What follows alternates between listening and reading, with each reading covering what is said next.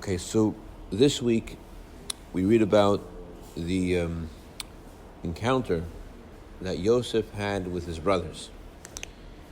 And the Torah says that when he met his brothers, he told his servants to prepare the food. So the Medrash says, we learn from this that Yosef kept Shabbos, because the word the Torah uses, v'hachin, tvoyach tavech v'hachin, you should slaughter animals and you should prepare them. We learn from the word, and you should prepare them, that that this was a preparation for Shabbos, because the Torah uses a similar language when the Torah talks about the mitzvah of Shabbos. The Torah says you should bake whatever needs to be baked, you should cook whatever needs to be cooked. Ve'echinu, and you should prepare what has to be brought, what has to be made on Shabbos. Ve'echinu, should prepare it. So since the Torah says ve'echinu, should prepare it, and uses the same word over here, v'hachin, so the Talmud learns that the discussion here is about preparation for Shabbos. So Malami, the Talmud says, we learn from here that Yosef kept Shabbos ad shalei nitna, even before it was given. That's what the Talmud, that's what the Medrash says. So on the surface, when you hear the Medrash, what do you think? You think that the difference between Yosef and his brothers is that he kept Shabbos. And among all the mitzvahs of the Torah, the mitzvah that he kept was a mitzvah of Shabbos. That's what it sounds like. You learn from here that there was one mitzvah that Yosef kept, that his brothers didn't keep, and that was a mitzvah of Shabbos. But that can't be what this means. Why not? Because the Talmud says that even before the Torah was given,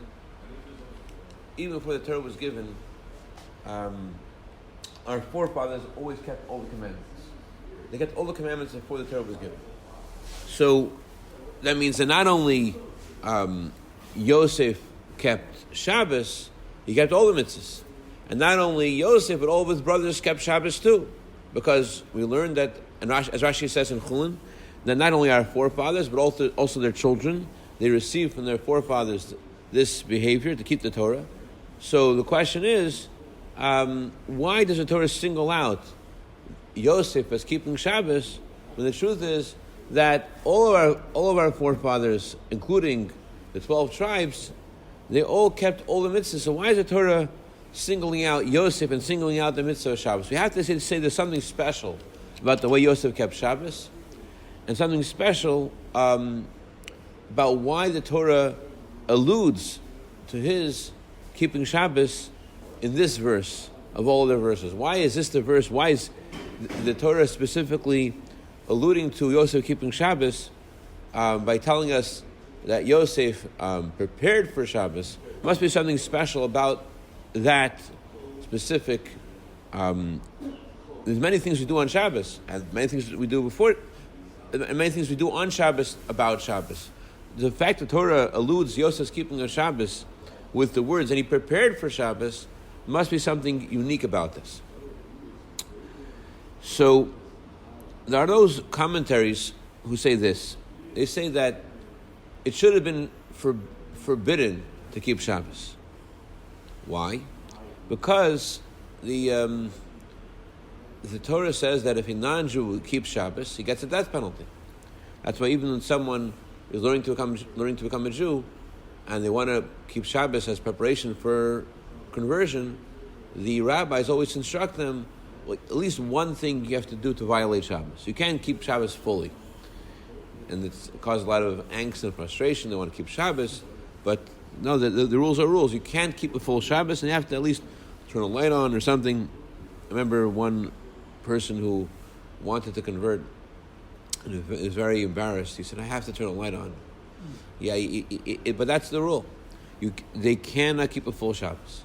So perhaps, says the Yefei Torah, what we're learning over here is that Yosef was allowed to keep Shabbos, even though the Torah wasn't yet given. But according to that, the Talmud's phrase, the Medrash's phrase is not exactly, doesn't fit. The words of the Medrash are we learn that before Shabbos was given, or before the mitzvah Shabbos was given, Yosef kept Shabbos. If the point was that Yosef wasn't Jewish and he still kept Shabbos, then the Medrash should have said, before the mitzvah was given to the Jewish people, Yosef kept Shabbos. What happened has nothing to do with the giving. What's unique, according to the Yefei Torah, about Yosef observing Shabbos is not that he observed Shabbos before the Torah was given. What was unique about Yosef's observation of Shabbos was that he wasn't Jewish. And if that's what was unique, then the Medrash should have phrased it as such. We learn from here that something novel happened, that Yosef kept Shabbos before it was given to the Jewish people. But that's not what the Medrash says. The Medrash just says, we learn from here that Yosef kept Shabbos before it was given. So we need to understand also, why does the Medrash add the words before it was given? It can't be, as the Yefei Torah says, so what is the Medrash telling us? We know for sure the mitzvah of Shabbos wasn't given. No mitzvahs were given. This is before the Mount Sinai, this is before Mara. There were no mitzvahs given at all. So what's the meaning of the Yefei Torah's, of the Medrash's words? We learn from here that Yosef kept Shabbos. Okay, stop there. Why does it add the words before the Torah was given? Of course the Torah wasn't given yet. What is the Medrash adding over here by adding those words? So let's understand a little bit deeper the meaning of keeping the mitzvahs before they were given. What does it mean you kept the mitzvah before it was given? So on the surface, this is in the halachic lexicon, this is gavra, not chefza. There are two parts of every mitzvah. There's a person who does the mitzvah, and there's the object with which the mitzvah is done. So before the Torah was given, it was impossible to sanctify physical objects. And so therefore, who did the mitzvahs? Who was involved in the mitzvah? Who connected with the mitzvah? The object of the person. Since the mitzvah cannot confer upon the world any holiness, the only one involved in the mitzvah was the person. The object itself wasn't changed. Okay.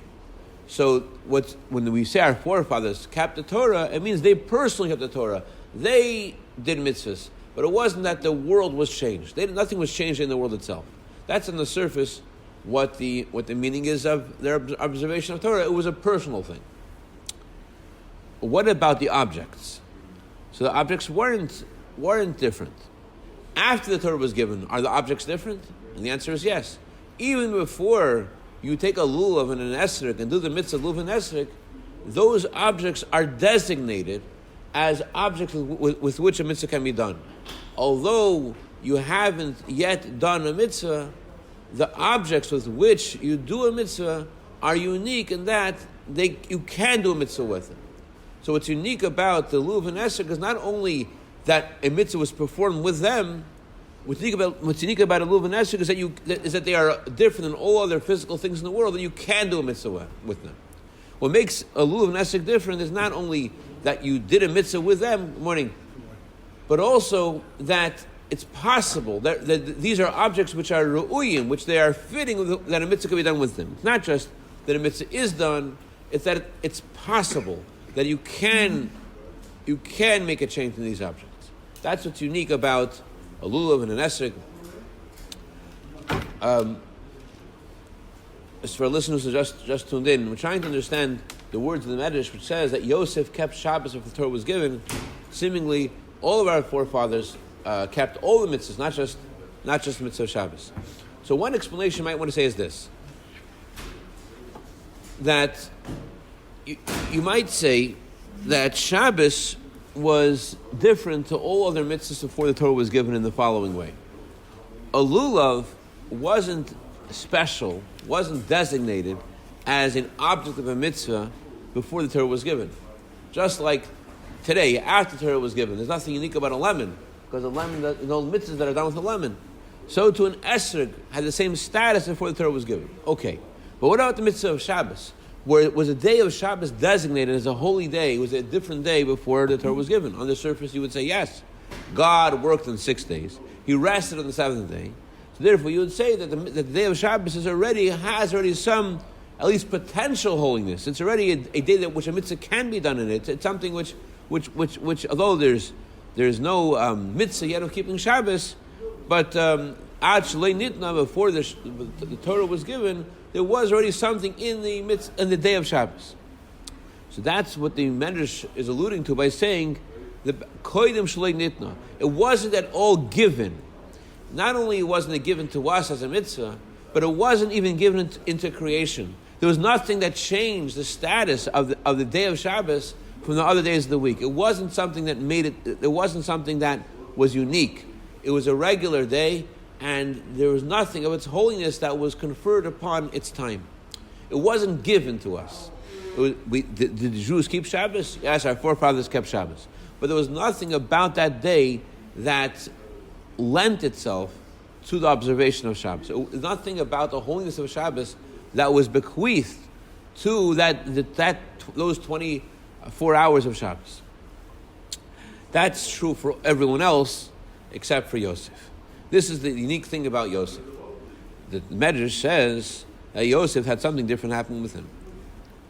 What was different that happened to Yosef? By Yosef, the Torah says that the day of Shabbos was different. Why? It says in the Torah, Vayechinu, Yosef told his servants, prepare. Why should you prepare? Because Shabbos is coming. So Yosef, because the Torah itself talks about his preparation for Shabbos, that indicates, not just it indicates, that creates a different relationship that he had with that day than everyone else. So because it's the Torah actually, the Torah's words makes it important. Because the Torah talks about Yosef observing Shabbos, that itself makes that day a holy day. It's not that the day itself was intrinsically holy before the Torah was given. It wasn't. Although Hashem rested on that day, yes, but Hashem didn't give us what Shabbos is in heaven wasn't given to time and space. That didn't affect time and space for everyone in the world except for Yosef. And how did that happen with Yosef? We see this. The Torah itself says this. The Torah says that Yosef kept Shabbos. Because the Torah says this, as a Medrash, we learn that Yosef had Shabbos before it was given. That in his 24 hours, there was something different. This reminds me of the Alter Rebbe's discussion about keeping Yontif in a different. When you go, let's say, to Israel, and you come from outside of Israel, you have 2 days of Yontif. So the Alter Rebbe presents an argument in Shulchan Aruch about how Yontif works, and he says that Yontif really is something beyond time and space. Shabbos is beyond time and space. It's just that in this specific time and space, Yontif is given to this time and space, but it's not intrinsically connected to time and space. Hashem gives something which is beyond time and space in Los Angeles. He gives this experience too at the 426 as it was this past Shabbos, and in Los Angeles. But in Melbourne, it was a whole different time. This otherworldly thing that was beyond time and space is given into time and space. So the Alter Rebbe there makes the argument that if you are coming from outside of Israel to Israel, so you wouldn't have to keep a second day of Yontif because it's not Yontif for you, because it has to do with the specific place that you're in. Does the holiness affect that time? I'm saying, and conversely, actually no. So if you're in Israel, then it's Yontif, so it's Yontif for you too. Alter was talking about someone who goes from Israel to outside of Israel. If he goes outside of Israel, so they have 2 days of Yontif. There's something about that time is different. The holiness of Yontif affects the time outside of Israel, and therefore, although they come from Israel, they won't keep 1 day of Yontif. They have to keep 2 days of Yontif. So it sounds similar over here by Yosef. The whole world doesn't have Yontif, but for him, in his time, in his space, there was Yontif. And that's why the Torah specifically alludes to a Shabbos observance with the preparation for Shabbos. It's not just that Yosef, when the Torah talks about the preparation for Shabbos, when they got the mitzvah of the man, when Hashem gave them the man, the Torah says, whatever needs to be baked should be baked, whatever needs to be cooked should be cooked. And you should prepare before. So that extra phrase, you should prepare before, is not talking about the prohibition of working on Shabbos. It's talking about designating the day of Shabbos as a holy day, and therefore you have to do unique things on that day. It's about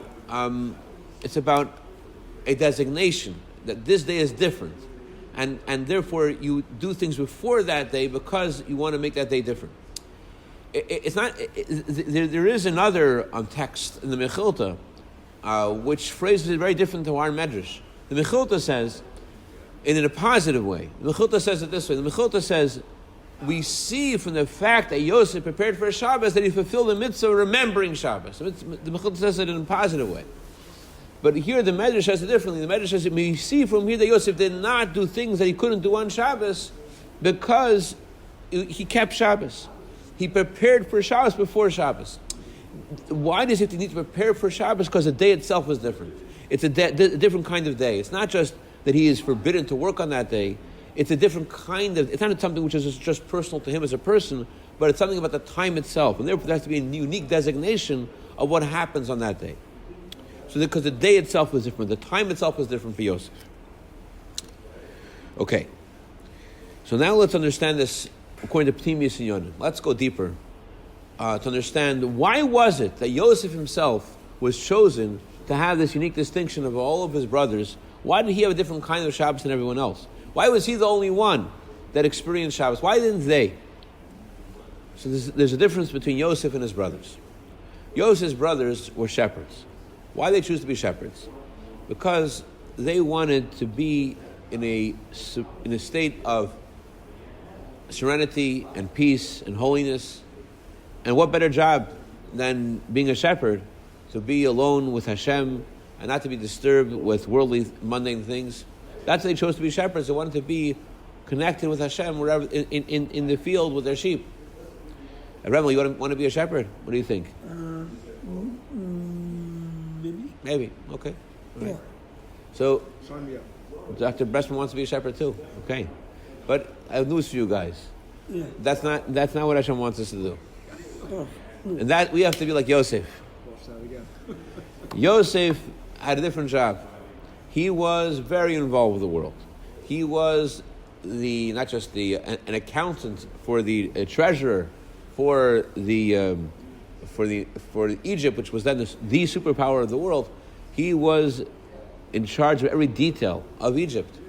As Paro said to Yosef, "Lo yarim isha shadi v'eseragle." No man can lift his hand or foot without your say so. He was involved in every detail of Egypt, and yet, despite him being involved in every detail of Egypt, he was completely above the whole of all of his surroundings, and he remained. He kept a connection to Hashem in a different way than everyone else. He was able to bring the holiness of Hashem into the physical world. For them, for the other brothers of Yosef, in order to experience holiness, they had to stay away from the world. Yosef was able to bring the holiness of Hashem into the mundane. And it was similar to what happens when Hashem gave us the Torah, where Hashem tells us to sanctify the physical world. So because Yosef exemplified the kind of lifestyle that Hashem asks of us post-Sinai, that's why he was given this mitzvah of Shabbos in a way that he affected, that the time itself was different. He had something unique. There was a decree Hashem made before the giving of the Torah. You can't connect the physical to the spiritual. And yet Yosef, just like in his own personal life, he connected the physical to the spiritual. That's why he was also able to uniquely bring the holiness of Shabbos down to his time, to his space. This is also similar to two levels of Shabbos observance. The Talmud says that the Jewish people keep 2 Shabbosim, they'll be redeemed. It also means that there are 2 parts of every Shabbos, 2 levels within Shabbos. As the Alter Rebbe says in the conclusion of Tanya, the Alter Rebbe says there's a physical observance of Shabbos, where you're abstaining from work. But Hashem didn't just abstain from action. Hashem created the world with speech. So Hashem stopped saying, so Hashem said 10 utterances during the 6 days of creation. And on the 7th day, he ascended, so to speak, from the realm of speech to the realm of thought. He no longer was involved in saying, let there be light, let there be a sky. or any new creations. Of course, Hashem has to keep His words in creation every single moment, as it says in Tanya. If the words of Hashem would depart from the sky, the Alter Rebbe says, all the sky would disappear. Then there has to be a constant force of Hashem to keep the sky in existence. But there are no new creations on Shabbos, and more, even the 10 utterances with which Hashem made the world, they ascend on Shabbos to a higher place. That's why on Friday night we say the words, Vayichulu Hashemayim Ma'aretz Chotzvah. The heavens and earth ascend to the realm of thought. That means that on Shabbos the world is sustained from Hashem's thought, not from His speech. The words of Hashem ascend to the place of Hashem's thought. So just like Hashem, He, so to speak, His godly energy ascends on Shabbos, Vayichulu, and with Hashem's energy, all the mitzvahs, all the torah that we do throughout the week ascends on Shabbos to a whole new place. And all the divine sparks that we elevate throughout the week ascend to a higher place. Which parenthetically, this is what Yosef, I don't want to get confused over here, but this is also something that Yosef did. What Shabbos is to the week is Yosef is to his brothers. During the week, you eat something for the sake of heaven, and you daven with the power of the food. So you are causing the divine sparks in your food to go to a higher place. But there's a limit to how high those divine sparks can go, because after all, you're a physical person. You tasted it, you enjoyed it. It's not a complete departure from the physical. There's a lot of mundane involved, even when we do things for the sake of heaven. And that's why there's something called Bidur Sheni. There's a second elevation that everything has on Shabbos. And that's also what the Torah says about Yosef, that the tribes were gathering sheaves in the field, but all their sheaves bowed down to Yosef's sheaf. Yes, gathering their sheaves means they gathered the sparks of holiness in the world. And they gathered them, and they elevated them. But they still need to have a Bidur Sheni, a second elevation through Yosef. Yosef was head and shoulders above them. He's able to cause a new kind of elevation beyond what they were able to do. They were able to cause one level of elevation, but Yosef was able to cause something more, something beyond what they could do. That's what Shabbos does. Shabbos brings a new kind of elevation. All the things we do throughout the week, Shabbos adds something. Okay, so getting back to the two levels of Shabbos. The Alter Rebbe says in the conclusion of Tanya that just like Hashem stopped creating the world, or more accurately, the creation of the world ascended from the realm of speech to the realm of thought, so the Alter Rebbe says on Shabbos, not only are we forbidden to work on Shabbos, we shouldn't either speak about anything that's mundane on Shabbos. There should be no mundane talk at all on Shabbos. Not only things which are forbidden, but it's pasnish. It doesn't make sense that on Shabbos we should talk about mundane things. I mean, technically in Shulchan Aruch it says speech is forbidden, thought is allowed, but think about mundane things. But the Alter Rebbe says there's two parts of Shabbos. There is Zachar and there is Shamar. Shamar means negative, don't transgress Shabbos. Zachar is positive, remember Shabbos. So those two things on the surface are don't refrain from working on Shabbos, and deeper, remember Shabbos, have special food and wear special clothing. But the Alter Rebbe says Shamar means refrain from saying words that are mundane on Shabbos. What are you getting involved in mundane things on Shabbos? Remember Shabbos means connect to Hashem in your davening, connect to Hashem in your Torah, live with Shabbos, go to a different place. So Yosef, uniquely, before the giving of the Torah, he had already a higher level of Shabbos, and he empowers us also to, as the Jewish people are called, as we say on Thursday, every week, we say, the Jewish people are called Yosef, we're called by Yosef's name, and he empowers us to experience both levels of Shabbos, not just to abstain from mundane speech, Shamar, but also Zachar, to connect Hashem with our thoughts, in our hearts, in our Torah study, in our davening. And as the Gemara says, when the Jewish people keep two Shabbosim, which also means we keep both levels of Shabbos, that brings the redemption in the world, brings Mashiach in the world. There's something Mashiachtic about keeping Shabbos to this level. There was a chassid, Rabbi Moshe, let's conclude with this. Rabbi Moshe was talking about the one guy in the city of Lubavitch who didn't keep Shabbos, and he said that we're worse than him, because he doesn't know what Shabbos is. He doesn't keep Shabbos. But we, he said, we know the inner meaning of Shabbos. So we waste time on Shabbos, we're missing much more than he is. He doesn't know what Shabbos is at all. We know what Shabbos is. So we have to, got to be there. Got to be there and connect with not just the physical element of Shabbos, but also the spiritual element of Shabbos, and to rise to the deeper part, the deeper element of Shabbos. All right. Any questions or comments? No, I'm good. All right. Chazak u'baruch.